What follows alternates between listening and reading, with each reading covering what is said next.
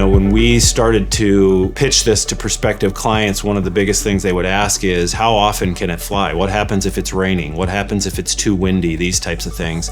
And we put together a wind map. We took the past 5 years of data from the National Weather Service, coupled that with the weather limitations on the drone, and asked AI to put together something and said, based on this weather data and these endurance factors of these drones, how often in the past 5 years would a drone not been able to fly? And we found that to be in about the 95% rate, but again, that was speculative based on previous information. So I think one of the things that surprised us was the weather. We were actually able to fly a lot more than we thought and weren't restricted by windy days or different types of things. So I think on a positive note, just learning that we were able to fly a lot more than we anticipated.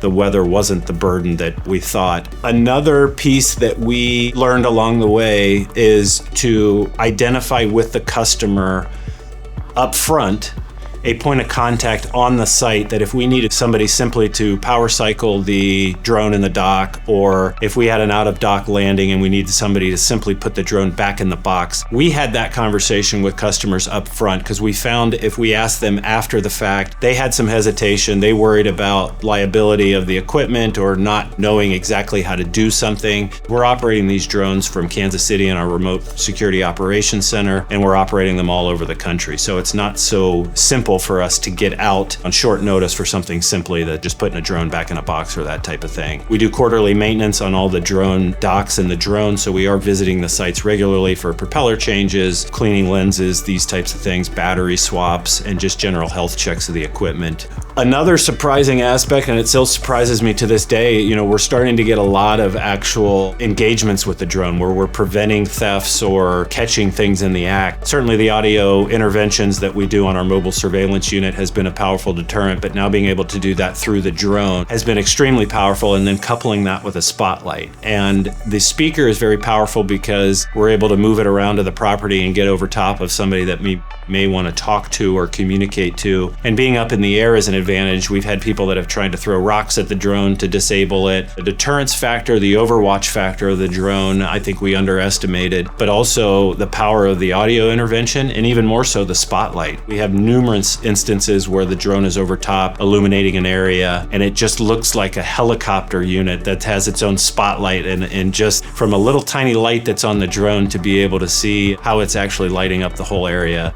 was certainly surprising in a positive way. And I encourage anybody to check out some of those videos. We've got some really good interventions where we're catching copper thieves, car thieves, people that are trespassing or damaging on job sites. Lesson learned is really to be flexible in that scenario and to certainly watch and stay educated on it, but continue to watch and see how it unfolds as both of those conversations continue to evolve.